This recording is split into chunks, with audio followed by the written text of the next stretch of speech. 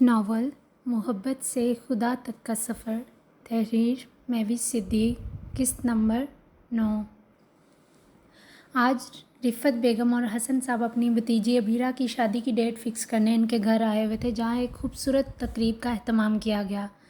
घर के वसीअ अहाते पर मुश्तमिल सब्ज़ाज़ार लॉन में इंटीरियर डेकोरेटर की एक टीम इस वक्त फ़ंक्शन की तैयारियां मुकम्मल कर रही थी। मुस्तफ़ा साहब अपने छोटे भाई को इतने दिनों बाद अपने सामने देखकर बहुत खुश हुए। वो सब लोग एक साथ बैठे हल्की फुल्की बातों के दौरान लंच कर रहे थे, जब ही अचानक अपने ताक़ुब से आती ज़ियान की शाकी आवाज़ ने इन्हें अपनी तरफ मुतवज्जा किया। दैट्स नॉट फेयर चाचू, आप लोग आज भी हया और मरियम को अपने साथ नहीं लाए। ज़ियान ने हसन साहब से मसनूई नाराज़गी का इजहार किया। जवाबन पास बैठी रिफ़त बेगम ने फ़ौरन ज़ियान को वजाहत देना ज़रूरी समझा। ज़ियान बेटे, हया और मरियम कॉलेज गई हुई थी। उन्होंने तो कहा था हमारा वेट करिएगा, हम इकट्ठे निकलेंगे, मगर इन्होंने कहा भाई साहब हमारा वेट कर रहे होंगे, इसलिए हम उन्हें लिए बिना ही इधर आ गए। रिफ़त, अबीरा की शादी पे आप लोगों ने कम अज़ कम एक हफ़्ता पहले इन्हें यहाँ लेकर आना है। वजाहत सुनते ही बेगम मुस्तफ़ा ने खुशदिली से मुस्कुराते इन्हें एक नया ऑर्डर जारी किया, जिसे सुनते वो धीमे से मुस्कुराए बिना रह न सकें। जीमल बेचारी तो एनी को संभालते संभालते ही पूरा दिन गुजार देती है। बिल्कुल भी पता नहीं चल रहा कि ये शादी वाला घर है। बच्चियाँ आएंगी तो ही रौनक होगी ना हमारे घर में भी। रिफ़त बेगम ने इनके सर पर हुक्म पर सर को हल्का सा खम दिया और जी ज़रूर कहती अबीरा के कमरे में चली गईं। अबीरा इस वक्त अपने कमरे में तकरीब के लिए रेडी हो रही थी। रात के वक्त सब मेहमानों के साथ साथ लॉन में अबीरा के ससुराल वाले भी पहुंच चुके थे। ज़ियान और हसन साहब वहीं खड़े सब आने वाले मेहमानों का पुरतपाक इस्तकबाल कर रहे थे। एनी भी ज़ियान के साथ ब्लैक मैचिंग ड्रेस पहने एक खूबसूरत बारबी डॉल की तरह लग रही थी। हर आता जाता एनी को प्यार कर रहा था, मगर वो बार बार अपने गाल पर हाथ रखकर ज़ोर से ऐसे मसल देती जैसे इसे इन सब चीज़ों से कुफ़त महसूस हो रही हो।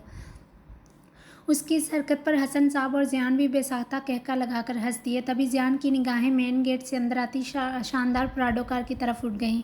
सिकंदर शाह, आसमा बेगम, आहिल, आयशा भाभी और आलियान तकरीबन सभी एक साथ कार से बाहर निकलते लॉन में दाखिल हो रहे थे। जभी ज़ियान इनकी ताज़ीम की खातर अपने कदम मज़ीद आगे बढ़ाते इनके पास पहुंच गया।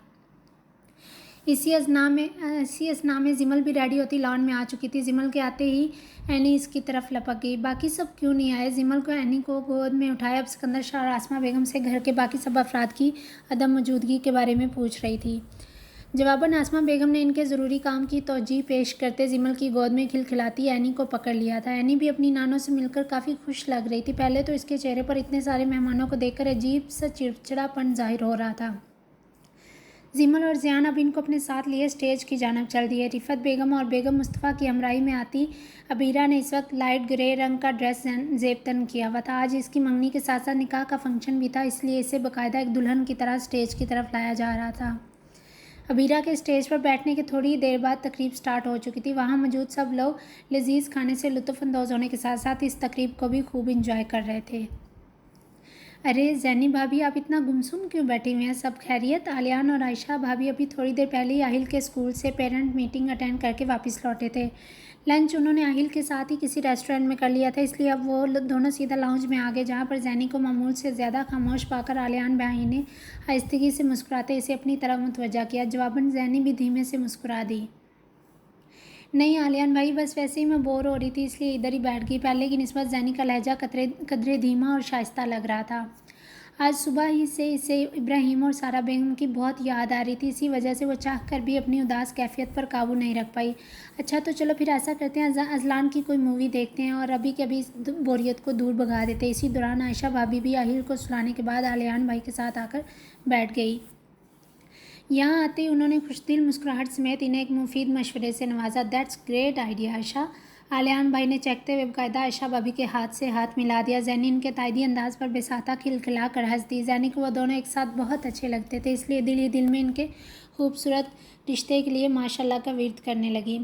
अगले ही लम्हे आयशा भाभी ने एक USB को TV के साथ कनेक्ट किया और फिर कुछ ही पलों के बाद स्क्रीन पर अजलान की मूवी चलने लगी थी।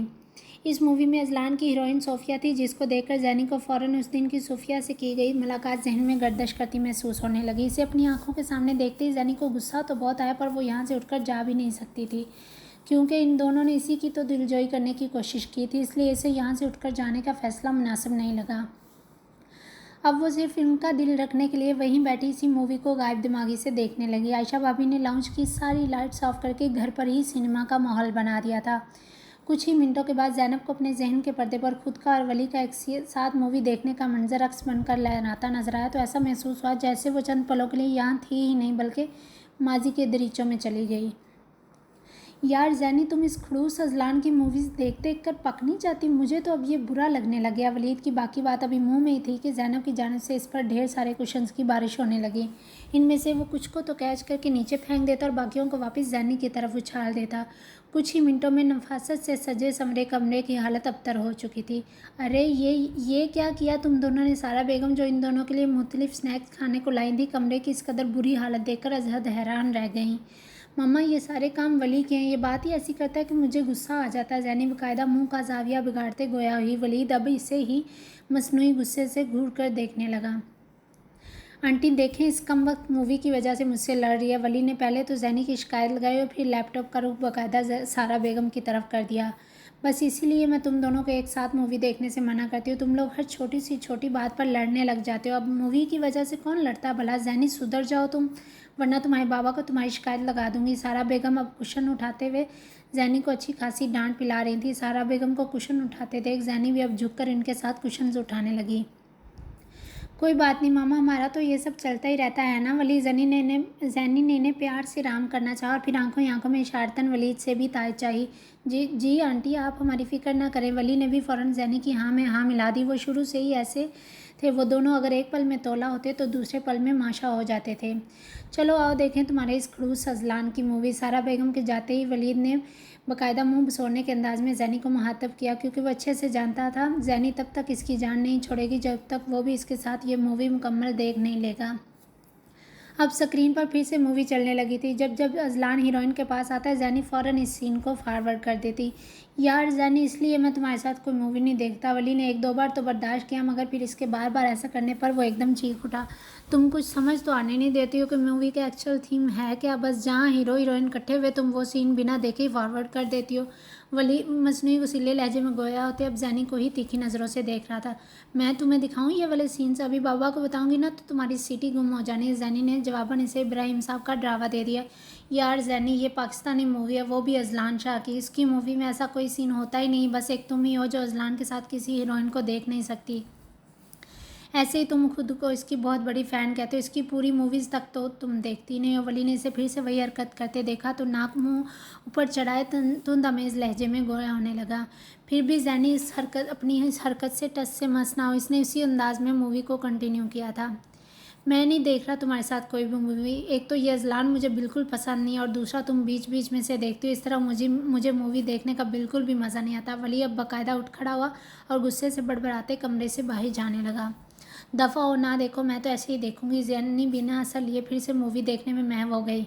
पागल बेवकूफ़ लड़की। वली वहाँ से जाते हुए भी इसे जिच करने से बाज ना आया तो रद्द अमल के तौर पर ज़ैनी अपनी आदत से मजबूर फिर से दो तीन कुशन उसकी तरफ फेंक चुकी थी। इनमें से एक तो दरवाजे पर जा लगा था, जिसकी वजह से कमरे में बाकायदा शोर की गूंज पैदा हो गई। ये तुम दोनों फिर से लड़ाई कर रहे हो ना? सारा बेगम की आवाज़ सुनते वो दोनों भौंचका कर रह गए। नहीं आंटी, वो मैं बाहर आ रहा था तो मेरा सर दरवाजे से लगा। वली ने जल्दी में जो बहाना सूझा वही बना दिया। वली बेटा, संभल कर, ज़्यादा चोट तो नहीं लगी ना? इनकी बातों से अनजान सारा बेगम वहीं किचन में खड़े खड़े फ़िक्रमंद लहजे में इसकी खैरियत दरियाफ्त करने लगी। कुछ ही सेकंड्स के बाद वली के झूठे बहाने पर अब वो दोनों बाकायदा कहके लगाकर हंस रहे थे। ये दोनों बिना कभी नहीं सुधर सकते। इनके फलक शगाफ कहकों की आवाज़ सुनते सारा बेगम ने वहीं अपना सर पीट लिया था। अचानक टीवी की तेज़ आवाज़ ने इसे ख्यालों की दुनिया से बाहर निकाल दिया। इस वक्त सामने टीवी स्क्रीन पर अजलान और सूफिया का कोई सीन चल रहा था, जिसे देखते ज़ैनी फ़ौरन सोफे से उठ गई। हालांकि वो दोनों 2 फुट के फासले पर खड़े आपस में कोई बात कर रहे थे, मगर फिर भी ज़ैनी से बर्दाश्त ना हुआ। ज़ैनी, ये मूवी है, रियल सीन नहीं है। तुम तो ऐसे ही घबरा गए हो। आयशा भाभी के चेहरे पर इस वक्त मुबहम मुस्कुराहट रक्सा थी। यार अजलान भाई, आपकी बीवी तो आपको किसी हीरोइन के साथ देखकर जेलस हो रही है। मुझे लगता है अब आपको ये काम बहुत जल्द छोड़ना पड़ेगा। आलियान भाई ने ज़ेरे लब मुस्कुराते अपने पास बैठे अजलान को मुहातब किया। वो काफ़ी देर से इनके साथ बैठा अपनी ही मूवी देख रहा था। ज़ैनी शायद इस वक्त अपने ख्यालों में खोई थी, इसलिए इसे अजलान की आमद का पता ही नहीं चला। लेकिन आलियान और आयशा भाभी ने अजलान को वहाँ लाउंज में आते देख लिया था। आलियान और आयशा भाभी की बात सुनते अब वो जी भरकर शर्मिंदा हुई, क्योंकि वो अंधेरे में बार बार चमकती इन टीवी लाइट्स ने अजलान के चेहरे पर छाई धीमी मुस्कुराहट देख चुकी थी। इसे अपना यूं इस तरह खो जाना हद से ज़्यादा बुरा लगा, मगर अब वो बिना कुछ कहे चुपचाप अपने कमरे की जानब चल दी। आलियान, तुम ना सुधर जाओ वरना एक दिन मुझसे बुरी तरह पिटोगे। जैनी सीढ़ियों के जीने चढ़ते ऊपरी फ्लोर की तरफ बढ़ रही थी, जब ही इसे अपनी समातों में अजलान की तेज़ आवाज़ सुनाई दी। अजलान की मसनूई गुस्सीली आवाज़ पर आयशा भाभी और आलियान खुद को बेसाता कहका लगाकर हंसने से रोक नहीं पाए थे। शिट यार, ये मैं कहाँ आ गई हूँ। हया न जाने कब से बिना सोचे समझे रोड की एक साइड पर चल रही थी। अब अचानक होश में आने पर तायराना अतराफ में देखने लगी। वो गुस्से की वजह से बहुत स्पीड से चल रही थी, इसलिए कॉलेज से काफ़ी दूर आ चुकी थी। अब इसे बिल्कुल भी समझ नहीं आ रहा था कि वो अभी इस वक्त है कहाँ। वो कभी भी अकेली कहीं नहीं गई थी, इसलिए इसे रास्तों का भी कुछ खास अंदाज़ा नहीं था। सारी गलती उस बदतमीज़ ज़रार की है। वो अपनी तंज़िया बातों से मुझे इतना गुस्सा चढ़ा देता है कि मेरा दिमाग ख़राब होने लग जाता है। हया बाकायदा ऊंची ऊंची बड़बड़ा रही थी, जब ये अचानक पास से गुजरते लड़के से मुड़कर खबासत भरी निगाहों से देखने लग गए। अरे लड़की, खुद से क्यों बोल रही हो? अगर बात करने को कोई नहीं है तो हम तुम्हारे साथ बैठ जाते हैं, हमसे बातें कर लो। इन दोनों लड़कों में से एक ने ज़ूमनी लहजे में हया को मुहातब किया। इसकी हवस भरी निगाहें अब हया को सरतापा देख रही थीं। हया के चेहरे के तासरात यकसर बिगड़ गए। तुम्हारा सर न फोड़ दूँ बातें करूँ तुमसे? हया के तनक अंदाज ने इन दोनों को बेहंगम तरीके से हंसने पर मजबूर कर दिया। अब वो तेज़ तेज़ कदम उठाती पीछे को जाने लगी, क्योंकि इसे इन लड़कों की नज़रें बहुत अजीब लग रही थी, इसलिए इसने वहाँ से जाने में ही अपनी आफियत समझी। अरे अरे रुकिए तो, हम छोड़ देते हैं, कहाँ जाना है आपको? वो अपनी बाइक इसके साथ साथ चला रहे थे। कुछ सोचते हुए अचानक हया नीचे झुकी और एक जगह से टूटी हुई सड़क देखकर वहाँ से 2 पत्थर उठाते उनके सर पर दे मारे। इस अचानक अवतार से इनका तवाज़न ख़राब हुआ और वो हैवी बाइक इनके हाथ से डोल गई। एक लड़के ने अपने दूसरे हाथ से काबू करते हुए बमुश्किल खुद को संभाला दिया, जबकि दूसरा अपनी आंख को पकड़े नीचे देख रहा था। इसको लग रहा था पत्थर सीधा आंख के कोने पर लगने की वजह से वहाँ से खून निकल रहा है। फिर वो वहाँ रुकी नहीं थी।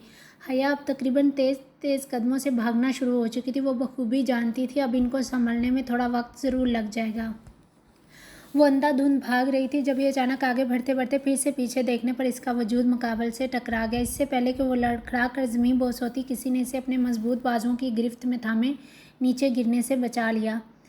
अजहद घबराहट के मारे इसने अपना झुका सर ऊपर उठाए सामने वाले का चेहरा देखा तो धक सी रह गई, क्योंकि मुकाबल शख्स कोई और नहीं ज़रार ही था, जो इस वक्त इसे ही उसीली निगाहों से घूर रहा था।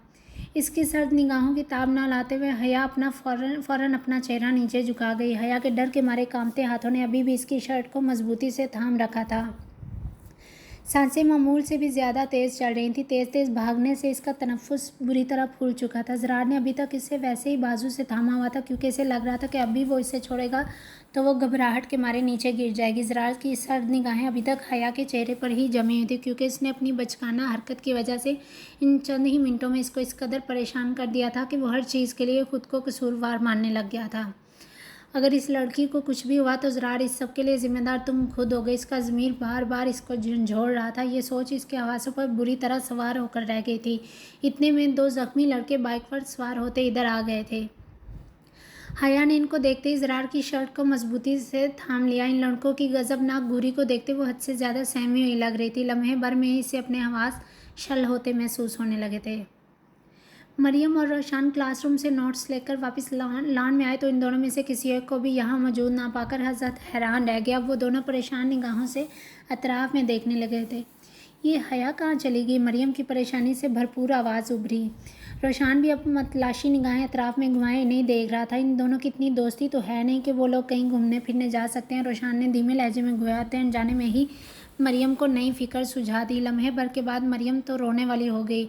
ज़रार तो शायद किसी काम से गया होगा, लेकिन हया शायद कैफ़ेटेरिया में गई होगी। चले वहाँ चलकर देख लेते हैं। रोशान ने मरियम को हद से ज़्यादा परेशान होते देखा तो खुद ही अंदाज़ा लगाया कि हया को शायद भूख लगी हो, इसलिए वो कैफ़ेटेरिया जा सकती है। ये बात सुनकर मरियम थोड़ा मुतमईन हो गई और फिर वो दोनों कैफ़ेटेरिया साइड पर हया को ढूंढने के लिए चले गए। मरियम के चेहरे पर सजी परेशानी देख रोशान भी तफक्कुर में मुब्तला हो चुका था। जैनी अपना सर घुटनों में दिए बेड पर बैठी हुई थी। आंखों से बहते मतवातर आंसू इसके चेहरे को मुसलसल भिगो रहे थे। कुछ देर बाद अजलान भी टीवी लाउंज से उठकर वापस कमरे में आया तो जैनी को इस कदर शिद्दत से रोते देख थोड़ी देर के लिए इसका दिल पसीज कर रह गया। बेख्तियारी इसे इस लड़की से हमदर्दी हुई जो इस छोटी सी उम्र में इतना सब कुछ बर्दाश्त कर रही थी। पहले तो इसे नज़रअंदाज करता हुआ वहाँ से जाने लगा, मगर फिर जाने क्यों इसका दिल इस बात के लिए नहीं माना, इसलिए इसके सामने खड़ा नरमी से गोया हुआ, अगर आप किसी को मिस कर रही हैं तो इससे फ़ोन पर बात कर लेना। अजलान की नरम और शगुफ्ता आवाज़ पर जैनी ने फ़ौरन अपना आंसुओं से तर झुका चेहरा ऊपर उठाया। अजलान इस वक्त बेड के बिल्कुल सामने खड़ा इसे ही बगौर देख रहा था। दरवाज़ा खुला होने की वजह से जैनी को इसकी आमद का पता ही नहीं चला। लहजे में इतनी नरमाहट मेरे लिए जैनी को हरगिज़ यकीन नहीं आ रहा था, इसलिए वो हद से ज़्यादा खुली निगाहों समेत बस इसे ही तके जा रही थी। मुझे मामा और बाबा की बहुत याद आ रही है। लम्हे भर के तवक्कुफ़ के बाद जैनी मिनमिनाने के अंदाज़ में गोया होने लगी। लेकिन वो मुझसे बात ही नहीं करते, मेरा फ़ोन ही नहीं रिसीव कर रहे, मुझे बिल्कुल भी समझ नहीं आ रहा मैं क्या करूँ। अज़ियत में घिरी जैनी एक बार फिर शिद्दत से रोने लगी। आंसू छुपाने के चक्कर में वो अपना सर वापस हाथों पर गिरा चुकी थी। अजलान के दिल को कुछ हुआ, मगर वो कर भी क्या सकता था, इसलिए कुछ पल के लिए धीरे से अपनी पेशानी मसलता इसे यूं ही देखता रहा। फिर अचानक कुछ जहन में आने पर इसने जैनी से इसके मामा और बाबा का नंबर मांगा।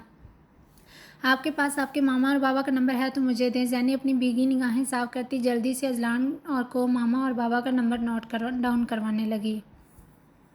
अब वो घुटनों के बल बैठी इसकी कॉल का इंतज़ार करने लगी। पल भर में ही इसका मूड फ्रेश हो चुका था। अजलान ने इब्राहिम साहब का नंबर डायल किया और फिर जैनी को देखने लगा, जो अभी तक उससे ही उम्मीद तलब निगाहों से देख रही थी। अचानक स्पीकर से पावर ऑफ की आवाज़ उभरी तो इसकी जलती आंखों के दिए फ़ौरन से बुझ गए। ये सब अजलान की उकाब निगाहों से मफ़ी ना रहा था। इसके बाद अजलान ने सारा बेगम का नंबर डायल कर दिया। इसे इस कदर बुरी तरह रोता देख अजलान का दिल थोड़ी देर के लिए नरम पड़ चुका था।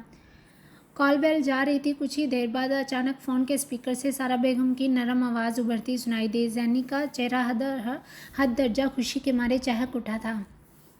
अस्सलाम वालेकुम आंटी, कैसी हैं आप? अजलान ने इन्हें सलाम किया और फिर हिचकिचाते हुए इनकी खैरियत दरियाफ्त की। अजलान बेटे आप? जैनी को सारा बेगम की हैरत से भरपूर आवाज़ सुनाई दे रही थी। जी आंटी, कैसी हैं आप? अजलान के इस्तफसार पर वो हैरत के समुंदर से बाहर निकल आईं। मैं बिल्कुल ठीक हूँ बेटे, आप सुनाओ आप कैसे हैं? सारा बेगम फ़ौरन अजलान से जैनी का हाल पूछना चाहती थी, मगर इब्राहिम साहब ने इन्हें जैनी के हवाले से किसी से भी बात करने से मना किया था, इसलिए वो दिल के हाथों मजबूर होकर भी उनकी कही इस बात की लाज रख गईं। अब वो बादल नाखास्ता अजलान से सिर्फ उसी के बारे में पूछ रही थी। जी आंटी, हम ठीक हैं, आप ज़ैनब से बात करेंगी? दूर से फ़ोन। जैनी बिना पलके झपकाए साकत निगाहों से अजलान के चेहरे की तरफ ही देखी जा रही थी, जो इसकी इतनी बड़ी परेशानी को एक झटके में ही दूर करने वाला था। नहीं बेटे, आप बस अपना ख्याल रखिएगा, अल्लाह हाफिज़। अजलान, जो अगले ही लम्हे जैनी को फ़ोन थमाने वाला था, अचानक फ़ोन के स्पीकर से उभरते सारा बेगम के ढके छुपे अल्फाज में इनकार ने इसके बढ़ते हाथ वहीं फ़िज़ा में ही मुअल्लक़ कर दिए। ज़ैनब अपनी आंखों में उमड़ते आंसुओं को रोकने की नाकाम कोशिश कर रही थी, मगर फिर भी वो बगावत का अलम बुलंद करते तो आतर से इसके गुलाबी रुखसारों को भिगोने लगे थे। वो अपने बाएं हाथ की हथेली की पुष्ट से रगड़ती बार बार इन्हें साफ कर रही थी। सारा बेगम अजलान के पास जैनी की मौजूदगी को महसूस तो कर चुकी थी, मगर फिर भी उन्होंने इब्राहिम साहब की अदम मौजूदगी के बावजूद अपने वादे का पास रखते जैनी से बात ना की। वो जानती थी ज़ैनब इस वक्त रो रही थी। इसका दर्द महसूस करती सारा बेगम दुख से निढाल हो चुकी थी। दर्द इनकी आंखों के ज़रिए स्याल मादे की सूरत में बहने लगा था। वो जैनी से बात करके अपने इस शौहर की नाफरमानी हरगिज़ नहीं कर सकती थी, जिसे इस रब्बे कायनात ने भी इनके मजाजी खुदा तक का आला तरीन दर्जा दे रखा था। अब वो फ़ोन साइड टेबल पर रखती अपने दुपट्टे के एक कॉर्नर से आंसू साफ करते हुए इब्राहिम साहब के कमरे की तरफ चल दी। अजलान ने आज पहली बार जैनी के दर्द को दिल से महसूस तो किया था, मगर इससे ज़्यादा करना इसके बस में नहीं था, इसलिए वो अपने कपड़े लिए वॉशरूम में फ़्रेश होने चला गया। जाने क्यों इसे इस तरह रोता देखकर वो अब यहाँ ज़्यादा देर तक रुक नहीं पा रहा था। वो रही लड़की उधर। बाइक सवार ने दूर से आते हुए ऊंची आवाज़ में हया की जानिब इशारा किया तो ज़रार को पल भर में ही हया का ये डरा और सहमा हुआ अंदाज़ समझ में आ चुका था। इसके चेहरे पर छाई सख्ती ने अचानक पथराई निगाहों की जगह ले ली, जिससे कोई भी इंसान ये नहीं बता सकता था कि इसके चेहरे के तासरात इस वक्त किस एहसास के ज़ेरे असर हैं। ज़रार ने हया को अपने मजबूत हाथों से थामकर अपने पीछे खड़ा किया। वो नाजुक धान सी लड़की इसके चौड़े सीने के पीछे तकरीबन छुप कर रह गई थी। इसने अभी तक डर के मारे ज़रार की शर्ट को मजबूती से अपने एक हाथ में थाम रखा था। वो दोनों लड़के जो पहले ही थोड़े ज़ख्मी हो चुके थे, हया को इस पथरीले तासरात वाले लड़के के साथ खड़ा देख घबराहट का शिकार हो गए। ज़रार के तंबीही अंदाज को देखते वो अपनी बाइक को तेज़ी से चलाते वापसी के रास्ते पर गामजन हो गए। डर की खौफनाक लहर इनके चेहरे से वाज़ेह मुतरशह थी।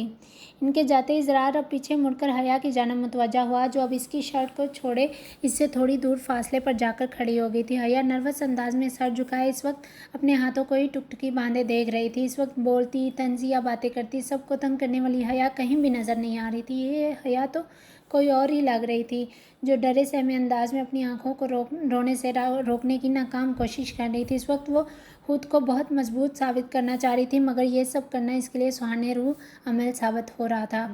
Have you gone mad? Road के वस्त में खड़े ज़रार की अचानक गुस्से से भरी आवाज़ ने सुकूत में खलल पैदा कर दिया।